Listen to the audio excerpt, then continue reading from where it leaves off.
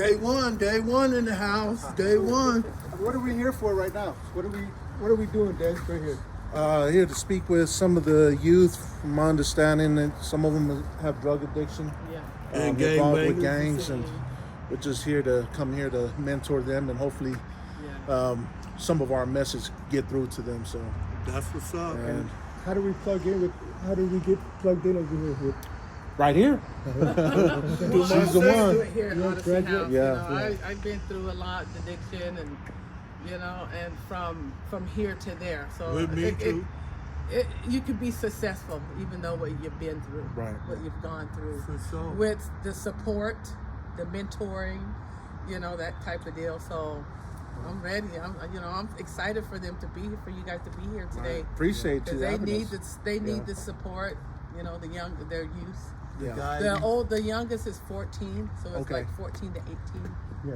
So, So what made you think of these guys to invite these guys? my in? brother, That's me. the things we've been through, and the things he's been doing, and Prison. just the things what Yeah. you guys have put on. Yeah, And she's come supported. yeah, our function. and it's great. It's really great, and I think you guys would be great downtown because they got a bigger one, which is residential. Yeah. So I hope you get. But it's that. outpatient. Does that mean they get to go home and they just come in for their sessions and all Right. that? Yeah, Okay. and some of them come from there to here to Yeah. graduate. I mean, to to go From the through. in-house, from the inpatient Yes. one. Yeah. And so, is this like a last stop where if they don't complete this program, they get locked up, or how is this program work? It depends on how, if they're actually have to be judged. I mean, what do you call it? Court ordered. If they're court ordered, they have to complete. Some are, like she was saying, some are in foster care. Okay. Some are not with their parents. Some are Run trying to on- get their GED, and kind of need support that way. For sure. That people can get their GED and be successful from it. I'm trying to think what else. Are some of them committed by their parents, their family? Some are or committed by something? their parents, like from the state. I got that's what I want to ask. Are they court ordered to be in There here, are some. or there's some volunteering? There are some volunteering, some that are here that are On trying, their own will. but they need the support. They need that mentoring to get them through things. Yeah. I'm glad you called on us. For real. Me too. For real. For real. Receptive though. A couple weeks ago, you would have gotten a lot of pushback, probably cussed out once or twice. But Like every Sounds like when my you kind of first get crowd. here. That's what happened. For sure. but yeah, no. Today it's a very small group. Today, I think there's 5 or 6. Today it's a really small, but they're all very quiet, but very respectful, really sweet. So. That'll work. Oh, we're excited to Very, very meet them and share our lived experience with them. Yeah. Appreciate the opportunity you have Yeah, us definitely. and letting us, allowing us to come and be a part of this. So hopefully we can go forward with more. That'd be great to have you guys. I mean, Yeah. Yeah, we've been trying to get in these spaces just to kind of help our youth. For So sure. we really love the opportunity. We can definitely put you on our schedule every week if you want. So. Yeah, these guys, they do things on their own. Like, they don't wait to get approval from the state or wait for funding. Like, That's true. the experience that I've had with them is like, look, we got some people we want to talk to, people we want to help out, and they go around. jump in with both feet. Huh? Yeah, they go around to the people that they know, the people in the community, and it's I've just been a part of. I'm not, sorry. No. They just invited me in the last couple months, and the things that I've seen these guys do are phenomenal because it's just getting the resources from the community, and the people, their friends, and people they know they reach out to, and I didn't realize that we had such a vast resource just within our community that are so willing to lend a hand to the projects that these guys come up with, and it's been great. Yeah. We But just we- had a. Oh, sorry. Go ahead. But, but like they said, they want to be able to get into spaces like that. A lot of times when they try to get into spaces like this, they look at their backgrounds and they're like, because of because of the stuff that's on record.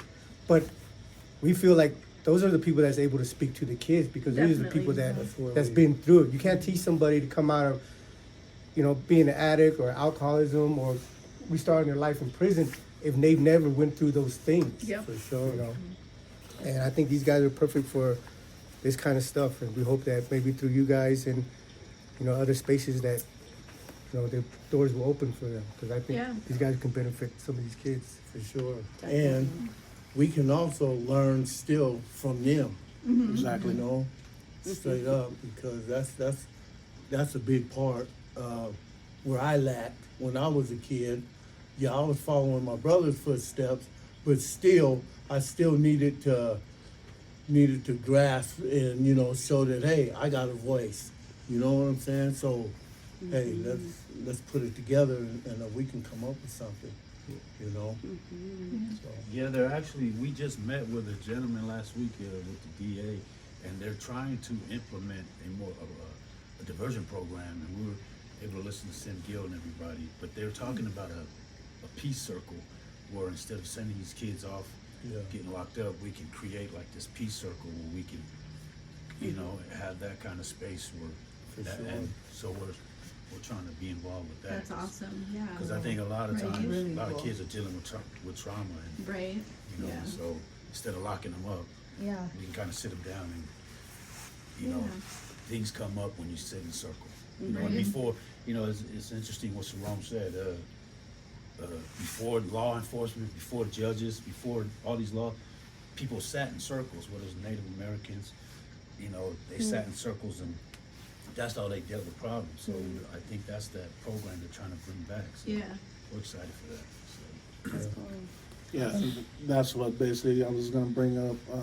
It's just that concept of, my wife's Norwegian, so we talked about her Viking background, and it's like when you had problems back in the days, you got sat at a round table.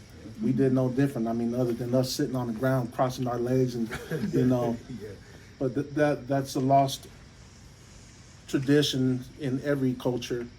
When there was issues, was sitting in a circle and either trying to resolve a problem or how you're going to deal with a problem. So that's what that peace circle, the concept of it is, sitting back down and reintroducing that. Yeah, back in the days, neighbors knew each other. When your kid was running around acting up, the parents would go over there and they would bring the kids, and the community would be involved in helping redirect the kids. Now we leave everything to the state and to the federal government. But the state and the federal government, they have one mentality. That's just lock them up. They're a problem to the community. Get rid of them. And they're not giving these kids an opportunity to hear them out, to hear what the problems, and they're not allowing the community to be involved in. Because these kids, even if you lock them up, no matter how many years you lock them up, I've been locked up 24 years, but eventually they're going to return back to the community. And if there's no sense of community involvement, they're always going to feel like they're outcast. And there's no incentive or there's no encouragement for them to integrate themselves back into the community, because they feel like the community don't want them anyway, so what does it matter?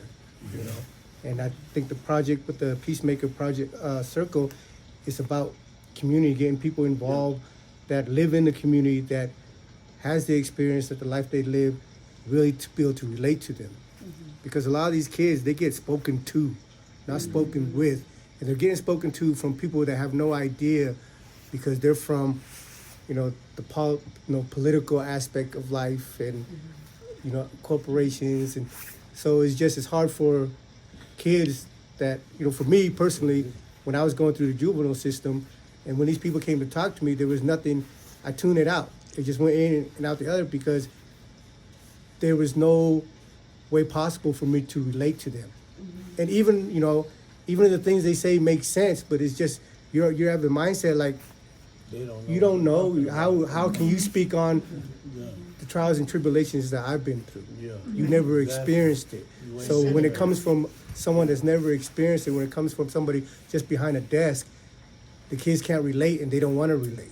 Because we all have, when we were little, we all have that, where we buck the trend, where we're rebellious, and when someone speaks to us that we know can't relate to us, no matter how good the message is, the messenger is very important. you guys wanna, we can move into the group room? They have about 5 minutes before they're gonna start, or before you guys are gonna start. He's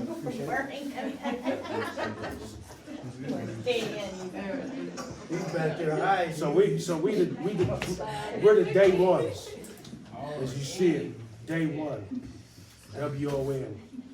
We're not the day one homie, but we're the day we won. And we stand together, and we have our special guest. He's a special guest. It's always a blessing to have Mesa when he can talk. It's good. And Unc and Solo, all of us came from the same place you guys came from, the same background, gangs, using drugs, fighting, not listening to our parents, and fortunately it landed me a mandatory minimum 5-year federal sentence. Yeah, oh yeah, and I took 6.5 on that, did 5 straight, where I met my Uso, Big Dez. Then, I'm a blood member, not a gangbanger. This is a Crip, and this is my bro. The things that we do for one another, it should be for everybody to do for one another. It ain't no, there's no, we don't, our red and blue, we're a community now. And we roll just like that. Like, we're not gang banging, we're not promoting it.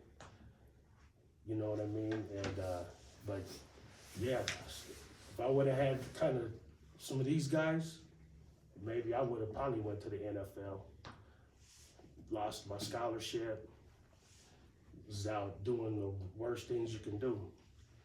So that's, you know, kind of, I don't wanna, cause there's so much in here to soak up, but I want for all you guys to take everything that all these gentlemen have to say, and please use it, because it could save your life or your freedom. I mean, I speak on, I call him the baddest man, Mesa, you know, just 25 years straight in a federal prison. I mean, 30 years in and out of the state prison. Big Daz, Big Oos, certified at 15, and there with grown men, Solo as well. And for us to come together and put these experiences together and tie them into one knot for you guys is what we want to do. We want to give back to our community, which is you guys are our community and our future. For sure. So because you walk away from anything, a fight, you're not soft. Sometimes you're walking away with your life instead of, you know, walking away with something different, you know what I mean? So I'm glad, thank you guys for having us, you know, thank you guys for having us, man, I appreciate it. Hopefully we can come and even spend more time with you and further on. So with that said, I'm gonna give the floor to How y'all doing? Y'all doing all right tonight? Where I'm at is, I was y'all's age when I came to Odyssey House, but it was a inpatient. You know, I met the founder of Odyssey House, but I didn't want to listen to nobody. I continued from Odyssey House to state school, from a state school to jail, from jail to prison. I went to jail on a juvenile warrant. My first time in jail, scared as hell, you know? But when I got out of jail, I was that cool person that I was before I went to jail, which, you know, hey, I went through high school, stuff in school and all that, saying I was cool, smoking. That's where it all starts from. Smoking cigarettes, smoking weed, then go a little bit further and further. But like I said, I've gave the Utah State Prison over 30-something years running in and out of it. I'm 63 years old. Just got a driver's license about 3.5 years ago. So, you know, there wasn't nothing cool about the life I was living, you know. And as far as trouble, I had to dig deep and go back because I lost my parents at an early age. And I followed my brother's footsteps of him running in and out of prison. That got easy for me. You know, I didn't, you know, somebody say, I'm going to prison, let's go, because I've been there before. But handling this life, I thought it would be hard for me to do, you know, until I started doing it, my responsibilities. As a my favorite, favorite person in my life is this man, that lady right there, and my grandson. He 8 years old. He called me every day and we talk like we're grown people. You know what I'm saying? Because he loves his grandpa and I didn't think that I could feel that love. And now I'm not afraid to feel the love, you know? It all comes. I keep looking at you because you're the center of attention. And I see your face expressions and stuff, which is cool. You know what I'm saying? Which is cool. Just like my nephew said, I hope y'all get what we're talking about, get something out of it, because something can lead to better things. And it ain't prison. And it ain't prison to me. If I knew what I knew today, I probably would have let my nephew through college and, you know, school, playing on football teams and, you know, things like that. It's important that family is really important, no matter how, you know, how you think, you know, your moms and your parents took something from you. That might, just like he said, that might be saving your life. You know, you gotta think and put things out there, and don't let nothing just bother you. Just deal with it and just and if you have problems, reach out to an adult. No matter what, it ain't gotta be your parent. It can be me. It can be anyone up here, because man, we're willing to help. And like he said, we're giving back to our community. You are our community right here, you know? And like I get tickets to the Utes game and to the Jazz game. I mean, free tickets, because I made a movie, a little documentary through Sundance Film Festival, you know, and I won awards and all that, and they constantly just give me tickets. They give me whatever. I don't need no money. As long as my word is getting out, it got in Portland. I won an award. I won an award in Arizona on my life and my prison life and how I, you know, went about my life. And that's hard-headed, not listening and not wanting to listen, thinking I know everything. I don't know everything. I can learn from you just like you can learn from me, you know? So, you know, I just hope, you know, you guys take it in heart and in mind and just kick back, step back, take a step back and just think on some of the things that we say up here. Because I wasn't cool when I thought I had that cigarette hanging out my mouth or that joint I'm blowing up in the air. I wasn't cool. You know what I'm saying? I was trying to be, thought I was a leader, but really I was a follower, doing what everybody else was doing. So that's all I got. My turn. He's tough.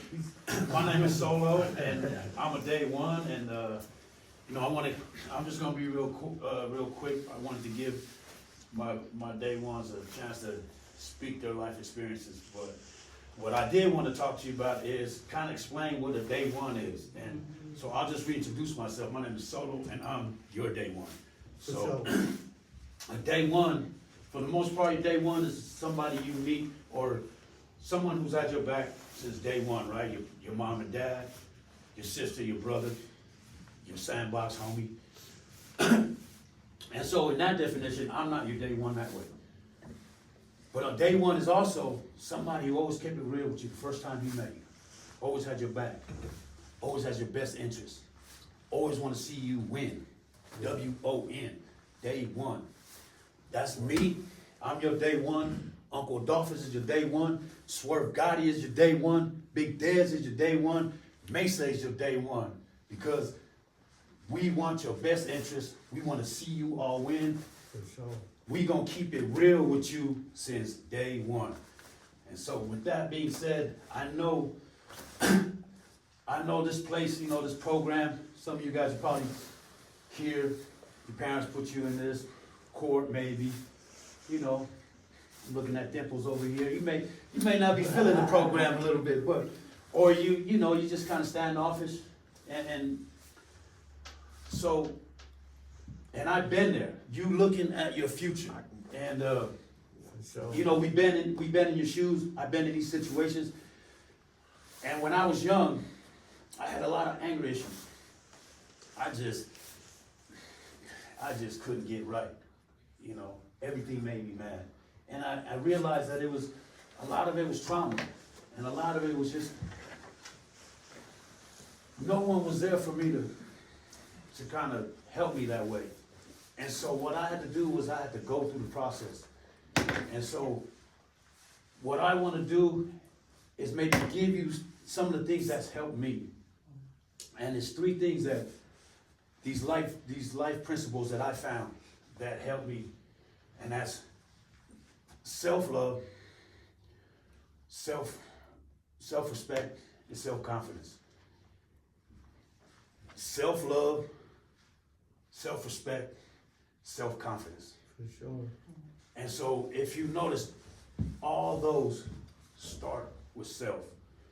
All of it comes from you, right? And so I want you guys to listen to some of the definition. So that way, and I hope that you take this information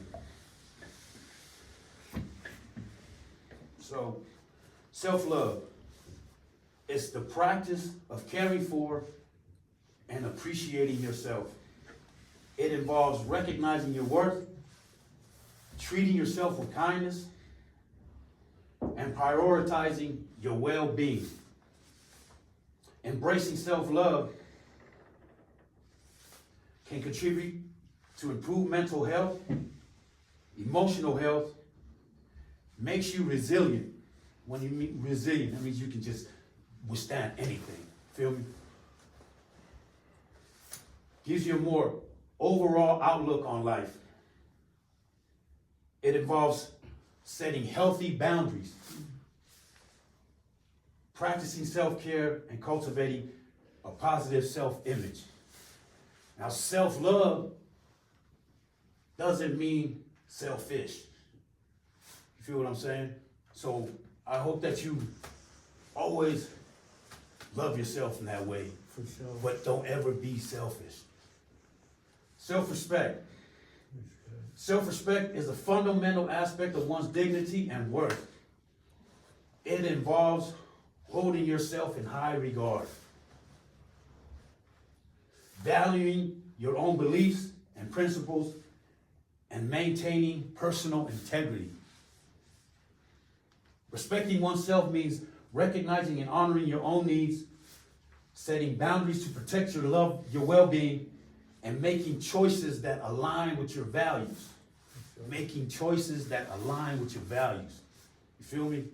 That's hard hitting for me. Like,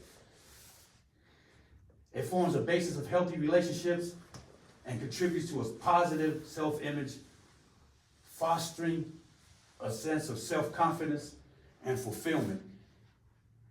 And that obviously leads to self-confidence. Self-confidence is the belief in one's abilities, qualities, and judgment. It involves trusting yourself to handle challenges, pursue goals, and navigate various situations. Building self-confidence often comes from acknowledging your strengths, learning from experiences, and embracing a positive mindset. You hear positive all throughout this message. Setting and achieving small goals, facing fears gradually, and practicing self-compassion are ways to enhance self-confidence. Cultivating a sense of self-assurance can positively impact various aspects of life, from personal relationships to business endeavors. Those are the 3 life choices that has helped me process my anger helped me get through some of the stuff that I went through. And like I said, it all starts with you. Bro, you can't give your homie no love unless you give that shit to yourself. You can't respect nobody unless you respect yourself. And you can't help your friends be confident unless it's within you. So when you leave tonight, you know, as you're going about your day, just remember to take care of yourself. And usually what I try to do, how do I do that? You know, I know it's easy to say that, it's easy, you know what I mean? But what I try and do as a practice, every morning when I get up, I find a quiet place in my house, or I'm in the shower, and I clear my mind in meditation. And I know meditation is like, oh, what's that? Like sitting cross-legged. Meditation is just emptying your mind. Whether it's in the shower and you just listen to the running water, or it's finding a dark place and just listening to your breath. But just sit in that and concentrate on emptying your mind. Whether it's 30 seconds, 1 minute, however long. And then just remember that your mistakes, they don't define you. You feel me? Just because y'all in this space don't mean y'all pieces of shit. This is not your future. This is not your end goal. And with that, I just want to tell you, as of day one, because I got your best interest, because I want to see you win, because I love myself, I can say I love you. And I want to see you win. And I hope that you guys keep showing up for yourself, keep going, and keep growing. I love y'all. Like you said, he has love for you. That's your day one, and he also got your best interest. Again, my name is Dez. I guess you want to call me the co-founder of Day One, whatever you want to say about it. But I don't want to get into how it all started. But when I walked in here, though, my wife's Norwegian, so when I walked in here, I was like, man, it's like my nephew and niece is in here, and, you know, just walking in. So, but anyways, there was some things I did want to touch on, and I'll give the floor to Mason, because Mason also got a strong message. It's always hard to follow these guys, so I went in between because you ain't gonna think about my talk when Mason talks, so it just erases what I gotta say. But anyways, Swerve, he mentioned me getting certified at 15, and I did. This is back in 91, 92. I had caught my case, and the state deemed it that it was severe enough that they certified me as an adult. And it was over a drug case. I didn't have a drug addiction, but my case involved drugs. And that's where I met Dolphus, back in 91, 92, in the state joint. And my background, my nationality, I'm half Samoan, half Mexican. So prior to me catching that case that sent me to prison, I just got done doing some time in camp back in California, and I was on the run. And being half of this and half of that, I guess my path that I went down, it was a little bit more difficult than most. Just kind of different than what these guys experienced about going into prison. And it had to do about, you know, it had a lot to do with my race. And I wasn't Samoan enough, or I wasn't Mexican enough. So I had to deal with that. And on top of that, being a Mexican, half Mexican, and being a Crip in California. So back in the early 80s, that was rare in my neighborhood, you know what I mean? But so I went through that struggle. And I told this story when me and Solo did a podcast a while back, and I never shared it with anybody, not even with none of these guys here. But there's a lot of things that like I said, I experienced as I was going through the system and experienced the things that I experienced in prison. And at the time, I didn't know what it was because we didn't really have a definition for what guys like us with our upbringing and our environment, our atmosphere, what we was going through, it was just us going through some shit.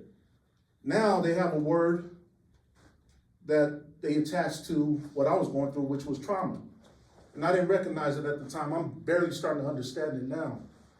That a lot of the things I'm dealing with now is trauma from the things I've experienced on the streets, in prison, you know, so, and just come to reality with that, it was hard for me to still understand and accept.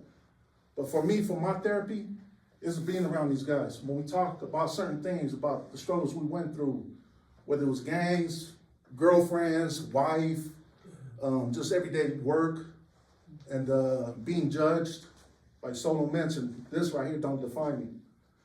But it's an experience that we went through, and I'm still dealing with that to this day. I'm almost 50. You know, Dolph was mentioned, what, 63? 63. So, again, so I was 15 when I come in there. Yeah. You know, so I don't want to get into details of some of the things that have, you know, things that I've seen, heard, done. But it still affects me to this day. You know, it still affects me to this day. For me to make it, because I don't know what the word is, but I need these guys around me because this is my therapy. When I talk, when I go out and visit groups like you guys, it helps me to release some of that stuff. And just the feedback they give me with their experience, and then, you know, their way of dealing with certain things helps me in my life. So I'm trying not to bring some stuff up that'll maybe set some people off, but I do want to say that, and just to reiterate what Solo mentioned, is the day ones, we have your best interest. We wouldn't want to For sure. misguide you, mislead you in any way, and just keep it 100 with you guys. Like I said, other than that, I must let Mesa take the floor because he's got a powerful message, and I just wanted to let you guys know we're here 100 for you. For sure.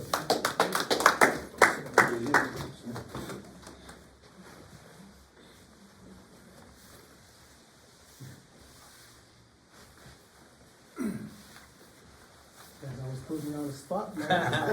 The baddest man alive. Yeah. My name is Mason Griff. Just to reintroduce these guys, I spent 24 years in prison. I went to prison in, the first time I went to prison was in 95. I did 3 years. I came home, went to rob the bank, beat up a guard, took his keys, opened the door because we were going down the cell to, we're gangbanging. So, my mentality was, I'm already stuck, I'm heading to prison, I'm gonna go hard, right? So, they gave me 26 years in 98, and I just got out last year, August 10, 2022. And the reason I associate myself with these guys right here is, since I've been home, they extended their friendship to me. Like, I knew dads before I went to prison, but the main reason that I associate myself with these individuals here is that, you got a lot of people that come over here to speak to you guys, but they're not the type of people that I expect. Because some of them, they told on their homies, and now they want to tell you that they changed their life. But they didn't change their life for the right reason. They changed their life because they were trying to duck a prison sentence. Now, the men you have here before you, none of these dudes are busters. They've done their time, they paid their dues, but they came to a point in their life where they realized the stuff they're doing, the stuff they were involved in, was detrimental to themselves, but not just themselves, but to their family and everybody around them. And when you're young, you think you're gonna live forever. You think you're invincible. You think you can handle anything that comes your way. But when you make one or two mistakes, you find yourself in a box, sitting there, 24-hour lockdown, waiting for the meal to come that your dog wouldn't even eat. When they turn on the air, you're sitting there freezing, and you got one piece of sheet, one blanket to keep yourself warm. You start having a different perspective on life. You know? And for me, you know, forgive me if I get emotional, because like, when I share these stories, it's like I'm reliving it. I spent a quarter of a century. Some of you guys aren't even 25 years old yet. So before you were even born, I was already in a cell. And I was been in the most violent prison throughout the United States of America. I was in a high security level for 24 years. I never was able to work my way down because the environment that I lived in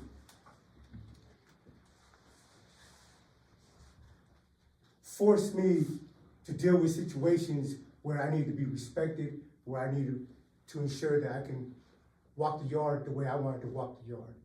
I'm a kid from Utah. So when you go to federal prison, you got people from all over the world. In the federal prisons, the majority of the people that come there are either from California or from Texas. And those prisons already have established their prison gangs.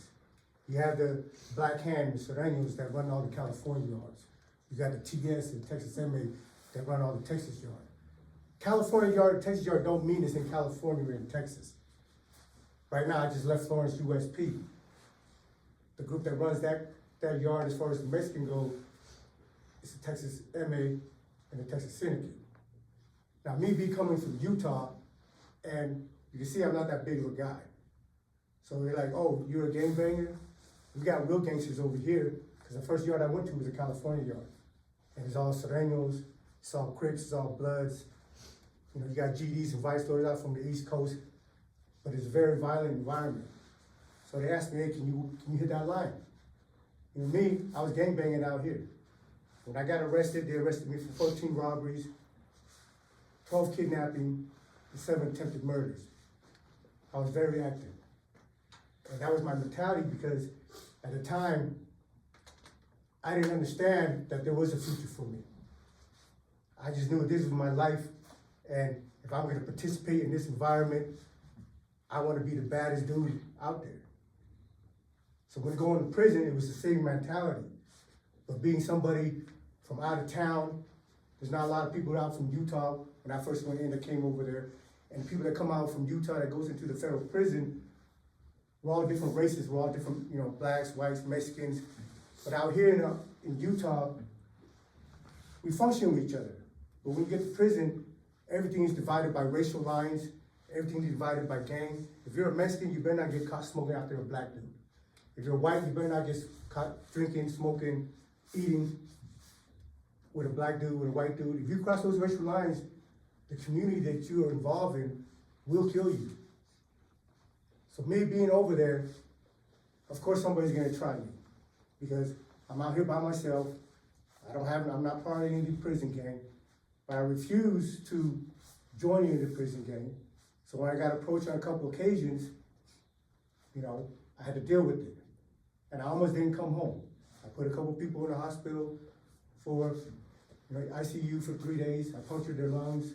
And I've been in race riots. I got holes all throughout my body.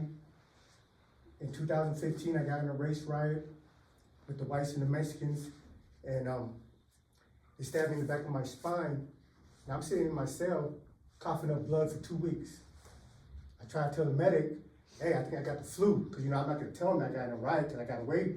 You know, I was able to get away without getting picked up. So I told him, hey, I got the flu. She continued coughing. I'm coughing up black stuff, blood. But they never came. We were locked down for almost 3 months. I never saw medical. By the grace of God, I was able to heal and survive that incident. I tell you these things, is not to glorify the place that I've been. I tell you these things because right now is where you're at. I was young, and I didn't have a grasp on reality, on life. You know, I'm not here to tell you how to live your life. I'm not here to tell you to change your ways or to do this or do that. I'm just letting you know what the life that I lived, where it led me. And if you continue to make these choices, you continue to stay on this path, it's a high probability that you'll follow in my footsteps. And I guarantee you, the places I've been is not a place that I would want for my worst enemy. I tell these dudes out here, man, don't tell on me. I'd rather you shoot me than tell on me. Because for the last 25 years, when I left, my little brother was 9 years old. He's 32 now. Or more than, yeah, he's 30-something. 33, 30-something, I forget. He has 2 kids, he's married. All my siblings have kids. My parents, my dad's in his 70s. My mom's in her late 60s. I watched them grow up through a 4x6 photograph. You know, because I was always in trouble. I went 6 years on visiting restriction. Out of 24 years that I spent in prison, I was locked in a solitary confinement for at least 45% of that time. Because the whole time, when they gave me the 26 years, I never thought that I was ever gonna come home. So I didn't live my life like I was gonna come home one day. I didn't worry about programming because I was stuck in a high security that they told me as soon as I hit that door that they were never gonna allow me to go to a lower level security. So they kept me in this violent place that forced me to become, you know what I say, when you're in a place full of monsters, you have to become a monster yourself to survive. And you know, I can't really speak on the psychological effect that it does because I don't know the definition of myself, for myself. I just know that these were the things that I had to do that was necessary for me to survive. But it's not a place for anybody to have to live or experience. There's people that's gone there that I've met that were just sentenced 2 years, never made it home because they got themselves in a complication and got permanently hurt. You know, I had a friend that was going home the next day, but because somebody disrespected him, the night before, in the morning at 10 o'clock, they were gonna release him after doing 15 years.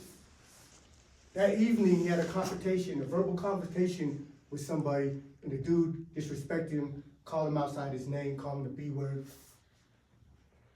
But because of the way he was conditioned, that if somebody disrespects you, you have to react. And you have to react in a certain way. He couldn't swallow his pride. He couldn't walk away, so he went and got his knife and ended up killing that dude. And now he's sitting there with a life sentence. He was going home the next day, but he's now serving a life sentence because he's been conditioned to think a certain way. You know, we all around here with your friends, with the people that you know, you're constantly brainwashing each other to think a certain way. And you eventually start accepting it and thinking it's the right way. I'm not here to tell you that it's not, because the life that I lived, what I took out of it, loyalty, integrity, honor, respect, these guys, myself, we value those words. Like, we live by it. But the difference now is I'm applying it to a different life than the life that I was living. I gave my life to my homeboys. I still communicate with my homeboys now because, like I told you in the beginning, none of us here are busters. If you guys look up these guys' names, look up their credentials, they're respected in the community. They're respected in the community because they've done everything that was asked of them, that was expected of them, according to the life that we live. But they've matured and evolved to a point in their life where they say, man, I don't want this for my kids. If I don't want this for my kids, how can I justify wanting it for somebody else's kids. So there's dudes out here that consider themselves big homies. Since I've been home, I've had conversations with them. And I'm of the mindset that you can't sit here and be a big homie and tell them that you love your little homies if you're saying them, putting them in situations where they're gonna lose their life or lose their freedom. Because if you love your people, if you love your homies, you're gonna want what's best for them. And to keep it real, all the people that you hang around with, when you get caught up, somebody in that circle is gonna tell. 3 people testified against me.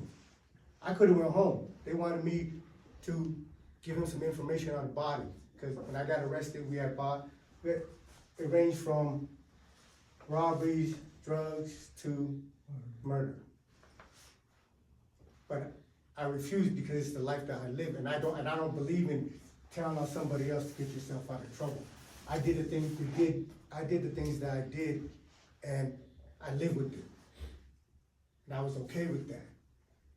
But the reason I mention that is that why put yourself in that situation in the first place? You know, 4 or 5 of you hanging out. Why put yourself in a situation where you're gonna wonder if your homie's gonna tell on you? If you're gonna be tempted to tell on your homie, because now you guys are facing decades in the penitentiary. My thing is, if you really believe in your friends, if you really love your friends, you're gonna want what's best for them.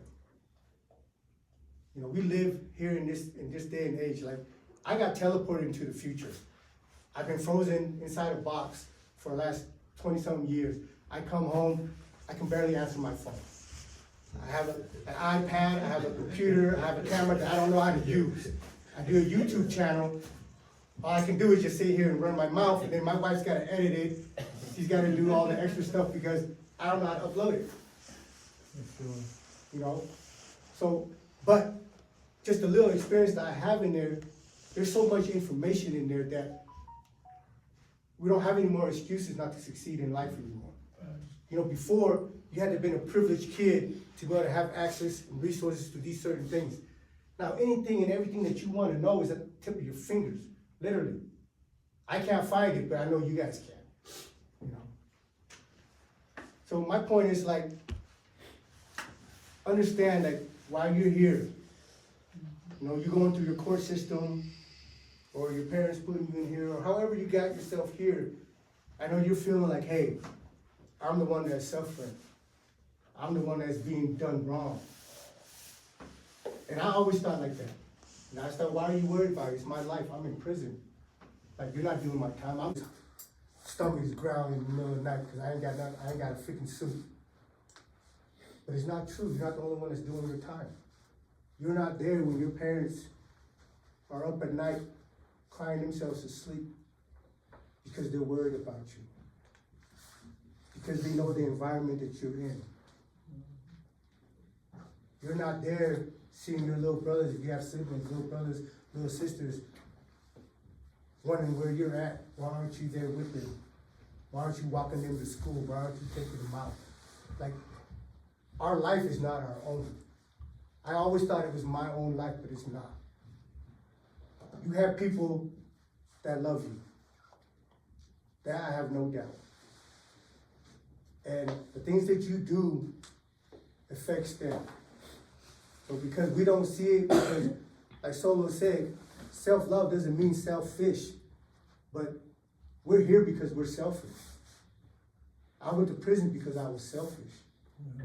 Because I felt that this is my life and I can do what I want to do. I didn't understand the effect that my life, the choices I've made, had on the people that love me. Because when I'm sitting in those cells, I can't do anything for myself. I have to get on that phone and call for help. Hey, can you send me some money? Hey, can you go pick up this for me? Or can you do this for me? And the people that love me kept on picking up the phone. But I became a burden to them because this is my life, I'm living it. I'm doing my time, but at the same time, I'm constantly calling home, asking them for things. Send me a book, send me some pictures, send me some money. You know? And every time they pick up the phone, they're reminded that of where I am and how long before they get to see me again, if they even get to see me again. Since I've been in jail, I now have 5 nieces, 4 nephews that I just barely met last year. Some of them is 20-something years old now. I missed out on all their lives. I missed out on their birthdays. I missed out on all the holidays. Graduation, marriages, their weddings. I missed out on everything. Christmases, holidays, everything. You know, I don't want to take up too much of your guys' time, but my point is that, again, like I said, man, I'm not here to preach to you. I'm not here to judge you.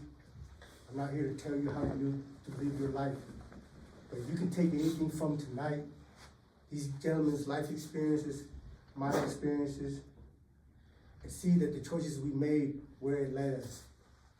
I'm 46 years old right now. I first went to prison when I was 18 years old. As soon as I turned an adult, I went to prison and never came back until 2022. Any of you guys 18? 17.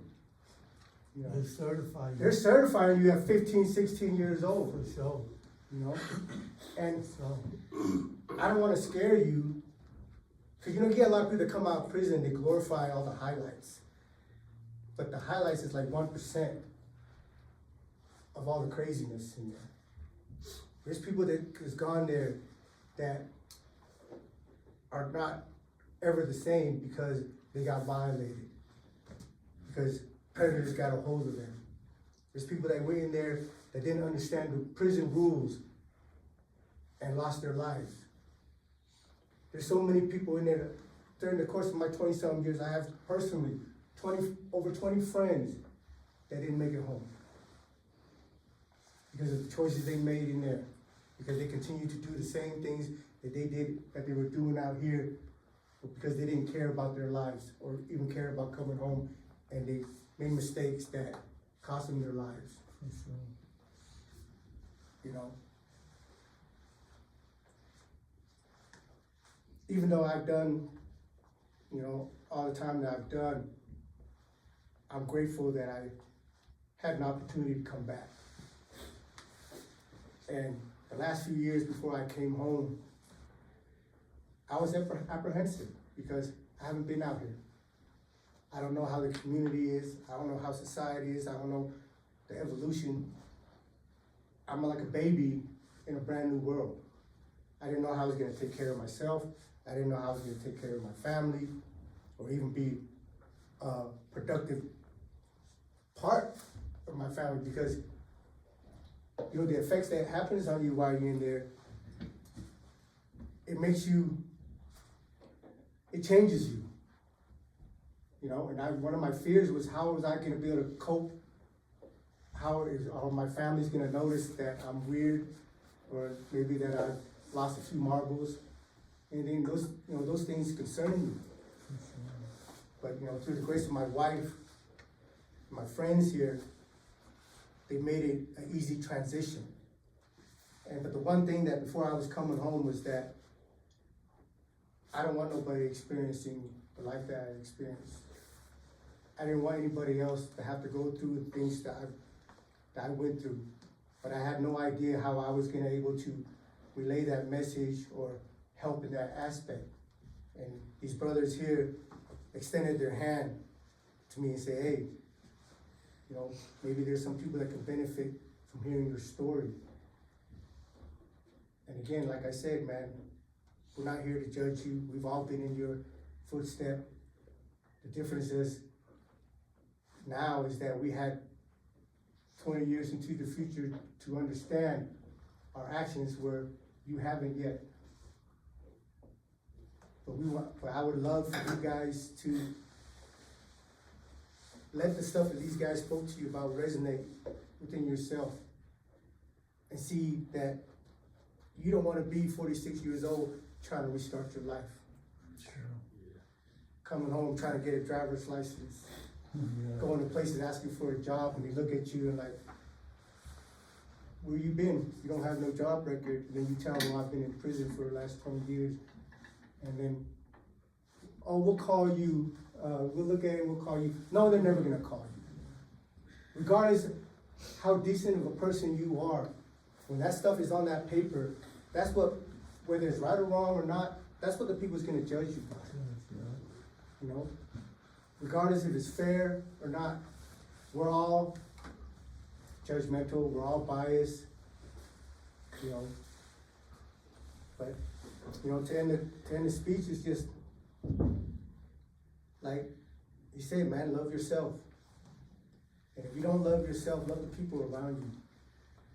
Because every day, I know there's things that go on that you feel like maybe your parents or the people around you don't really care, but the things that they do for you, the things they try to help you, those are an indication of the way they feel about you. Because if these people didn't care about you, they wouldn't be trying to put you here to help you find a way to change or find a way to be better. Like I didn't understand when my parents was telling me, don't do this, don't do that. I'm thinking, oh, you just don't want me to have any fun, you know. But they had a life experience that I didn't have at that time. And they foresaw where my action was gonna lead me, where I didn't. And now you have people out here that's lived this life, that's been to places that we don't want any of our people to go. You are our people, you're part of our community. You know, when I come back here, I'm Cambodian. It's not Cambodian, it's not Asian, it's not Islanders that are part of my community. It's everybody that lives here.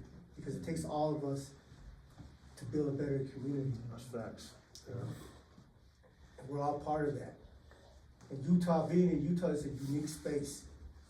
You know, because you have other states and other things that are very divided by racial lines and ethnics and neighborhoods.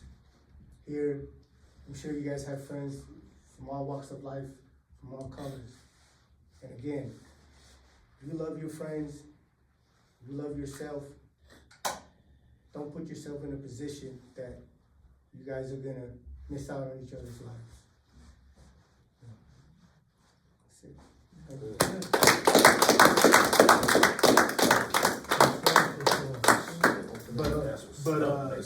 But that said, man, thank you, Mason. Yes. Man, you guys have any questions for any of us? We would love for you guys to ask any kind of question. How you feel? How do you guys feel after, you know, sitting across the room from? Because remember, we used to kind of, we were you guys. We were you guys. I'm 45, so yeah, 30 years ago, I was definitely on the other side. You know, I've been to alternative schools and all that. Went back to mainstream. The only thing that kept me from really going back into the alternatives was because I can play football and stuff like that. But if you guys have any questions, man, please feel free. Yeah. We would love to hear from Mesa, Big Dez. I see Carlos trying to raise his hand. Put him on spot. Do you have any questions? Anything you would like to, you know, how you feel? Okay, that's what's up. As long as As long as it's in your head, yeah. Oh yeah. Is a lot of you guys or all of you here for drug-related reasons? Yeah. Yeah, it's Cool. the number one, everybody who comes here, they have to have a drug history. Right. Yeah. There was like, I was kind of hesitant bringing certain things up of what sent me to prison, but like I said, my case was drug related, but not that because I had a drug addiction, but I had a partner when we came down here to get rid of some stuff. And I was the boogeyman, and he got taken advantage of because he owed me money. I needed to find out who took my stuff. And a lot of people got hurt over that. Because I come looking for my drugs, I come looking for my money. And you guys continue on the path you're going, you guys get more addicted to this stuff. You're gonna run into somebody like me. You guys will. What did I do when I went looking for them? Because I couldn't find them all, I went to their parents' house. And I was that guy. Because I owed somebody money, and I needed my money. Don't put yourself in a situation where innocent people is gonna get hurt, especially your parents. And I'm just sharing that with you. I didn't want to share that with you, but that was me. I did that. And 17 and a half years later, after getting certified, doing all that bull crap, you know. So I just wanted to share that with you guys as far as my dealings with my interactions with drugs. And that's what, because I owe somebody back home, California, I wasn't gonna go back home empty-handed, and I needed to get something for it. So, like I said, a lot of innocent people got hurt that day. And like I said, the state deemed that enough to send me to prison over that. Yeah. So, I wanna say, even with me going through Odyssey House, I've always thought it was the drugs, but it was actually my behaviors. I mean, I had, because the way we grew up, we lost our parents at a young age.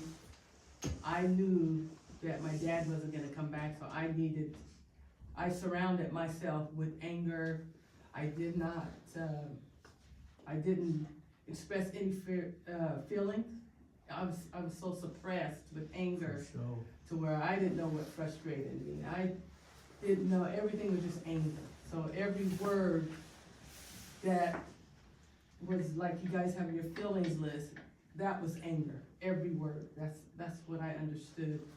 But when I went through Odyssey House, it's like I was afraid to let people see how vulnerable I was and how I could get hurt and feel that hurt and feel that, just the word. I couldn't stand it. You didn't want to And show it. Yeah, exactly, and I didn't want nobody to know that I was hurt. But the more that I actually used my feelings list, the more that I expressed my feelings about certain situations, and it's an everyday thing, I still do it. I mean, I still look at my feelings list because I'm kind of confused of how I'm feeling, so I still have everything, which I never kept anything since '99 until this 5 years ago when I came back. And I knew exactly what I needed to do and what I wanted to do to be there for my family and my kids. So I know that Odyssey House is a good program where you can learn about yourself, because that's where, and start loving yourself. You know, I do love myself, and it's not selfish, you know, because every time I can get a chance to come here, you know, I'm grateful that I can just come here and just, I'm honored to be here with these guys and just to see, you know, the people that I went to my treatment with here. And this time when I graduated, it's been 5 years. I've been clean. Congrats. Yeah. And I feel it every day. I mean, I could wake up, you know, hurt. I could wake up and I just know the feeling and I can express it. I always have. I know you guys got phone lists. You have phone lists? You can put us on Okay. there. My name is Donna Lawler. Call me anytime.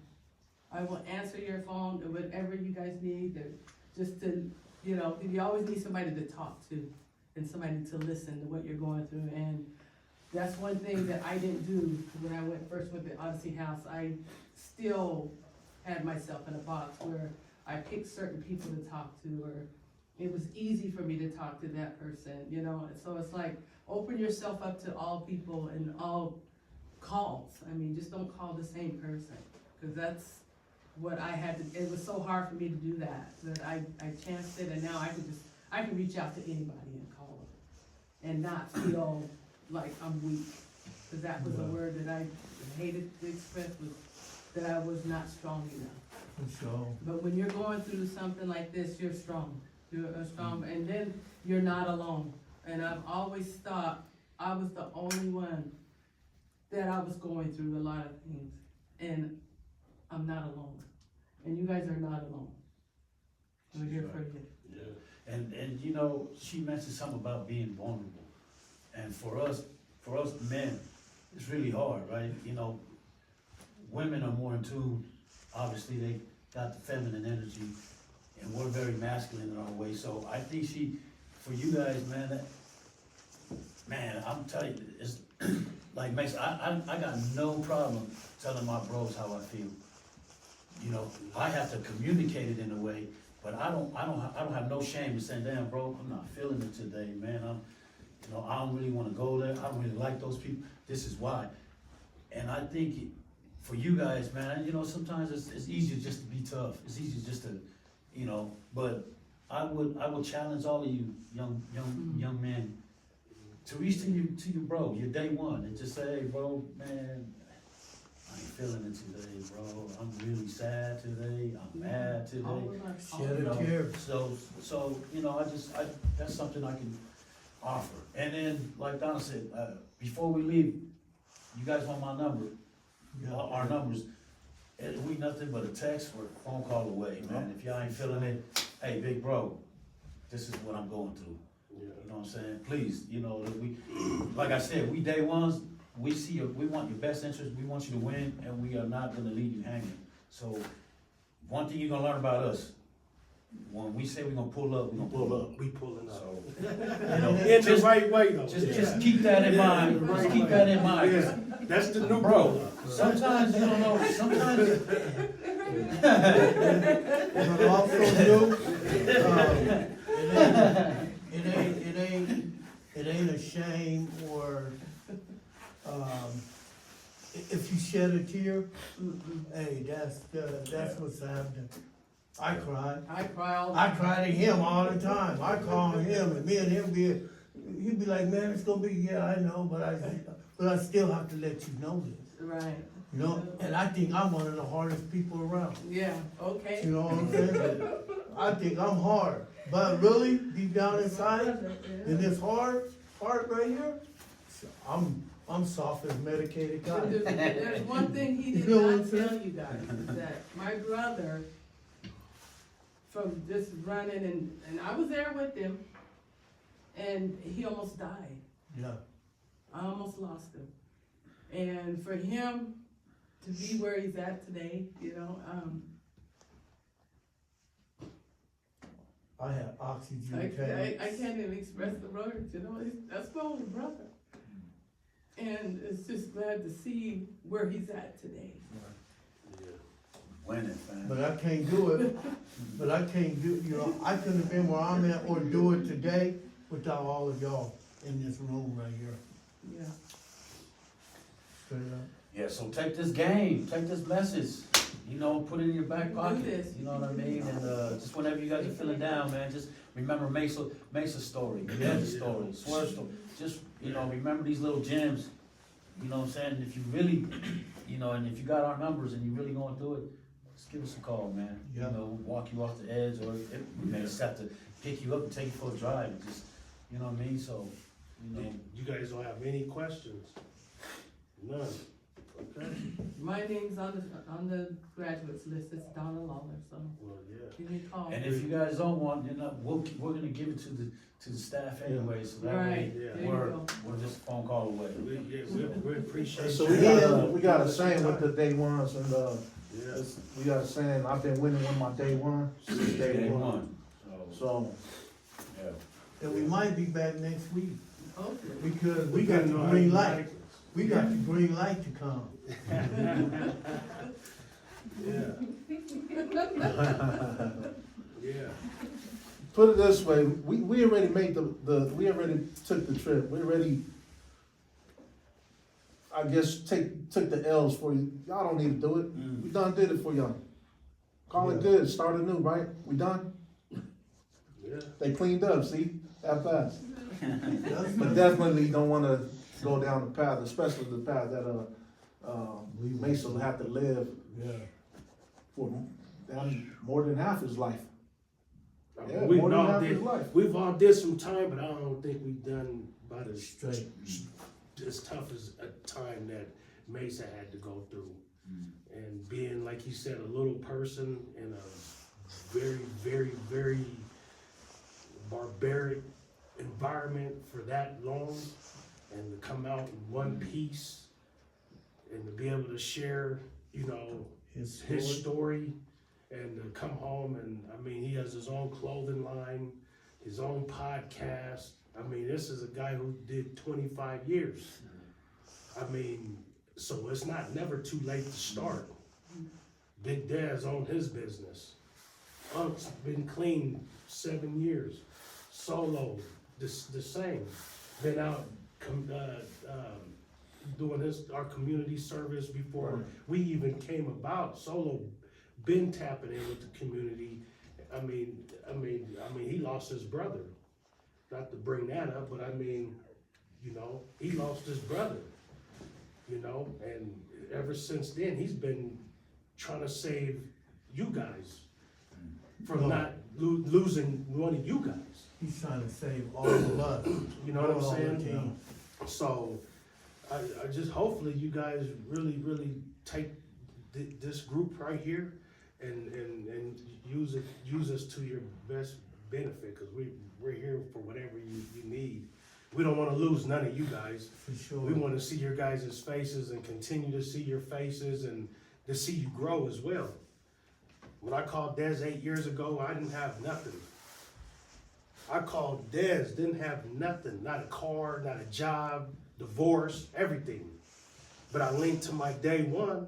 I didn't go back to the streets. Stay connected. My Crip homie helped his blood brother. Because we don't see it like that. We see growth.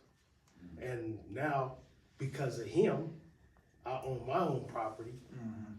Been at the same job 8 years, and became pretty good for myself, and have been able to stand here and talk with you guys. So just know that. Hopefully you guys know that we here. So. I got one more thing. And take advantage of these guys, the Odyssey. Yeah. Yes, take advantage of it. I came home from prison and had to do Odyssey and help me out with my one-on-one therapies, group therapies. Hey, I utilized it. So take advantage of it. This is what I want, to be able to come into a room again and you all be standing up here telling your life, helping other people like we were here. I want to see y'all, reaching out. That means that, hey, I did my part. I'm helping, I'm doing it. We want it back from y'all, Before we leave, there's this, I tap into Mace's podcast, and he always says in the beginning of this podcast, I'd like you to share with them so they know what the real reality of it is. This is what you're gonna hear. This is what you're gonna hear when you. Yeah, I have a podcast. It's called Welcome to the YouTube channel. USP. USP stands for United States Penitentiary. My intro is who's your emergency contact? Who should we notify in the case of death?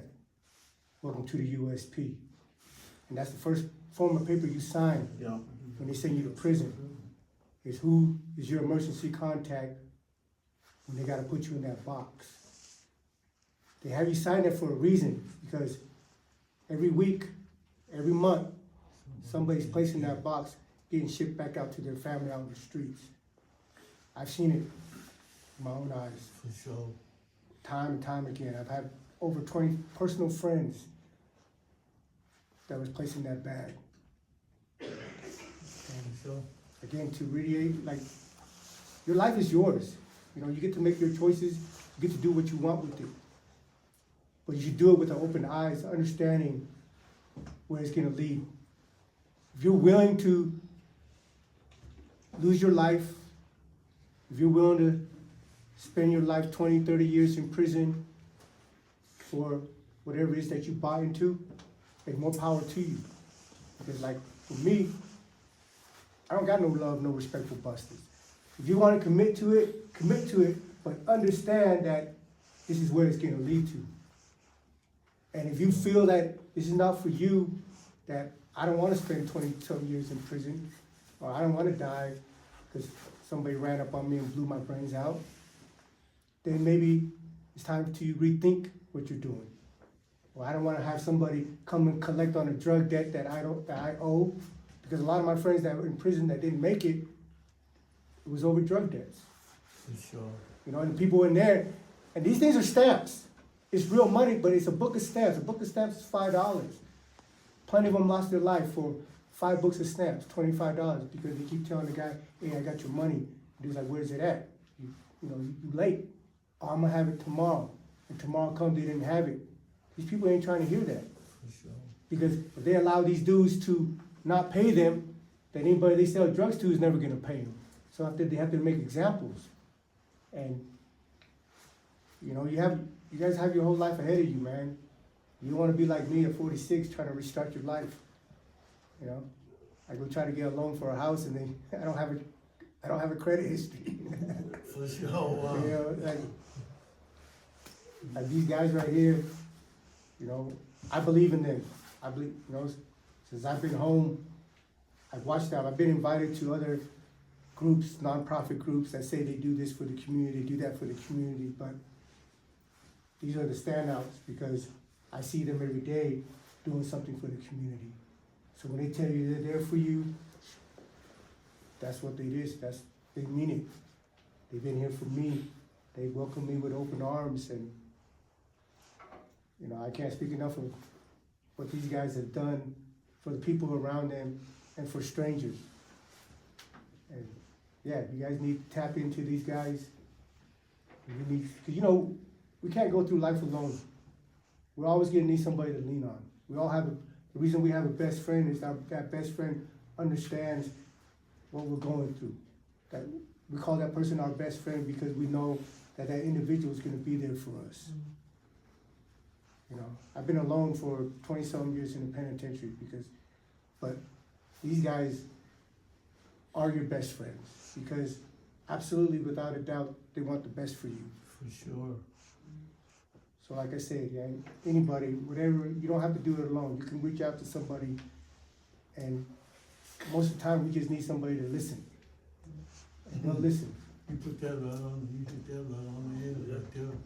Yeah, that's why I said if you had any questions with the little bit of time we had, I'm pretty Any sure your questions. question, we've probably most likely either seen it or done it or heard it. And we can probably answer it. Maybe even if it's something you've been thinking, that maybe talk you to doing something else different. I mean, I used to sit up on the wall and don't say nothing, but I had a lot to say in my mind when these guys would come and talk to us when I was young. But, talk about it, Don't ask. Yeah, I'm gonna share this one thing, and I'm not, you guys tell me what y'all think. So over my course of going in and out, doing all that time, and my homies going in and out, it took me many years. Like just within the past year, 2 years, I couldn't figure it out what it was that was, why a lot of myself as well, and my homies was going in and out, and it finally hit me, man. It was a support group, having the right support group. Because what kept me out this long was my group was different, my friends was different. Same friends, but now we're on a different path. And like Mesa mentioned earlier about the loyalty and the integrity and the respect. Now we're applying it differently in our life, and that's why I made it this long. And I know these guys can say the same thing. You got to have a real strong support group. If you get out, you're going right back to that same lifestyle, that same household that sent you in the first time, whatever going on in your household, is your same group of friends that still don't got a job and all that. The chances are really high that you may be ending back up where you just got out of. For me, and I'm gonna speak from my own experience, my group was just different. They changed some of the things in their life that got me to open up my eyes, because I said it before, the reason why the day one, I started pushing the day one is because it finally hit me 2 years ago, 2021, on what I was doing wrong this whole time. It's because it and people was trying to tell me, hey, quit doing this and that. I didn't listen. I didn't listen because I was told. It's what I saw that made me do the things that I did. So now that the homies was moving a little different, because I saw that, I started following that, you know, and it kept me out, and I'm blessed. Where I'm at today in life, and I still feel like I need to make up for all the years that I've lost, but I surpassed a lot of the homies that's been out, that's never been in prison, and because of my motivation, my drive. Sure. But I'm blessed, knock on wood, and I'm gonna stay winning. So I'd like to say something about that too. When I went back every time, it was the comfortability of that group of people that I grew up with. That's what I knew. And I had to stretch myself this time around to find a different supportive group, which is staying connected with Odyssey House. And every time I went off, I graduated from Odyssey House probably twice throughout the years, and I kept going back. And I noticed this time around is just staying connected with your sober support. Just stay connected, and Odyssey have so many people in there where different varieties of people. So just stay connected. And I'm pretty sure if any of you guys got big homies, they know who we are. I can guarantee you, if you have any big homies, they know who we are. At least one of us. And I'm pretty sure they gonna say, oh yeah, there's some real dudes right there, oh yeah, And if your big homie love you, he ain't gonna send you down there. And you're not a buster if you do the things the right way. You know what I'm saying? Because a lot of when you're the age, coming up, you think, oh well, I'm not being down or something. Oh, I'm a buster. No. I mean, now growing up, to me, when I was growing up, I thought, yeah, all these guys was cool. The guys cool to me now is the guys that take care of their family and they work and they provide for their families and they good fathers. Them were the guys that's cool to me, and they got their life together. So it's okay to have your life together. You're not a buster. You don't have to feel like you're a buster if you have your life together. Go ahead. You have any advice if you're ever just like struggling or thinking about using it again? Just call and support. Make a if you feel that these is your peers, and then you can call one of them, call them, man. Just reach out, even if it's your parents, man. One you of know us. what I'm saying? Yeah, or us, or anybody that you feel comfortable. It don't have to be nobody that you feel comfortable. Just someone that you wanna let it be known. Hey, I feel like going out using, and I needed to talk to someone, and I feel that, man, that you will at least hear me out and give me advice or point me in the right direction. That's a good question, though. Healthy that's habits. a good one. That's a good question. Healthy habits. Do you have any? That's a good question. Yeah. Cool. We can get you some numbers. Yeah. Yeah, that's a Yeah, good question, that's though. what's the number. Yeah, That's a great question. that's a So good I want to go back to what he just. I had a homie that got out a while back ago, and we've done a lot of time together. He called me up one day. I wanted to pick him up, and I knew he was going through some stuff. So he got in the car, and I'm like, "What's up, man?" And he just leaned back. He said, "Man," and I know the saying. He said, "Man, it's just too loud." And it hit me right away because I had been out a while. So I drove. He slept. I ended up in Idaho, bought some lottery tickets, and when I came out, he woke up and felt refreshed. He said, "Man, I appreciate that. I needed that." And the saying is because we so used to, like, we got acclimated to a certain environment and became conditioned to that lifestyle. And when we got out here, the way people talk and the way people, put it this way, the most respect you're gonna get is in the penal system, because they know respect. You don't just cross in front of a guy without saying, "Excuse me." You know, you don't reach over somebody. So we're used to that. And then when we get out here, we're at a restaurant, someone's reaching over, it's the reaction that we have. Like pushing, like, what's wrong with you? But anyways, going back to him, it was just too loud for him. And just that road trip and me just being quiet that whole time was enough for him to go back home and apologize to his girl because they had got into an argument because he has an addiction. You know, he was able to go back and, but the thing is that the partner don't understand that a lot of the, because I go through it with my wife and some mom, we need that space because we are still coping with some of the trauma. And we just need that quiet time. So, man, please don't hesitate to reach out because maybe that's all you need is just to get in and just be with somebody. That drive was enough for him to go back home and make it right. You know, it could be just a different scenery or something different outside of your normal activities that you do in the day. You know what I mean? Yeah, just a diversion. If you're thinking Yeah. about using, you have things you like to do, whether it's video games, whether it's reading, or whether it's going on a walk or something. When you get that urge, get your ass up and occupy your time and focus on something that you enjoy. You know, and it's not a cure-all. It's not guaranteed to work, but once you start doing things over and over and over again, just like how you develop the habit. You didn't develop the habit your first time.